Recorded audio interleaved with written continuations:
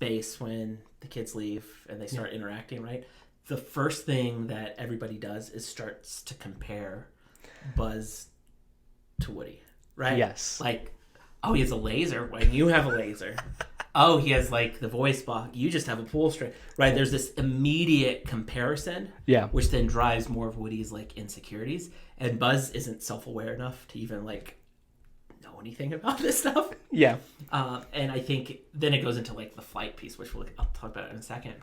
But I think that speaks volumes to what we let happen so much in our lives, right? That we let other people start to compare the differences, which there's nothing wrong with seeing compared differences, but then are we now comparing all these parts of ourselves to others that then make us feel insecure? Because if we're comparing to others, say, oh, we're not new and shiny. We don't have the best voice box. We don't have the best thing. I'm not as attractive. I'm not as smart. I'm not as articulate, right? Yeah. Those statements we say to ourselves is our own comparison. We have to find a way to like live almost like Buzz and be like unaware of that stuff. Because when we are constantly comparing, we're going to stay stuck and we're going to feel insecure. And then we can see Woody's actions for the rest of the movie because of that insecurity don't work out well for him. I think it's really beautiful that you took the aspects of the toys and really talked about them in tangible ways that we deal with that. It really struck me when you talked about the articulation, like by comparing like the voice of the voice of Buzz versus the voice of Woody.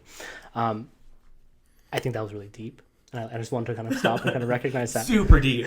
It was, and if a client was coming in and made that connection, I think that you would really help enliven that space and talk about it.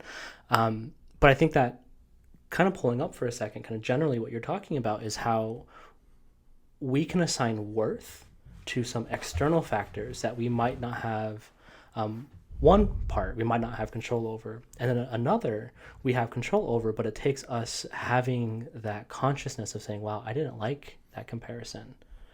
And so while Woody can't maybe change his pull string, someone could hear, wow, this person's really articulate and that's valued, and I want more of that. Yeah.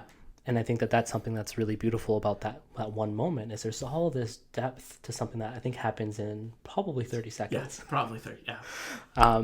And just kind of as we joke, I think that I wrote down in parentheses, quotations, laser envy.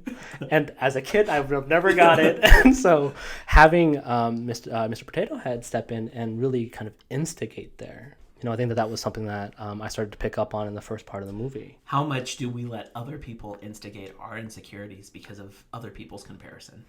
Yes, that if we don't have a good foundation of where our worth comes from, that someone can really step in and trample all over that. And as we see it happen in Toy Story, he gives Mr. Potato Head a lot of control over his emotions because he's unwilling to talk about his insecurities.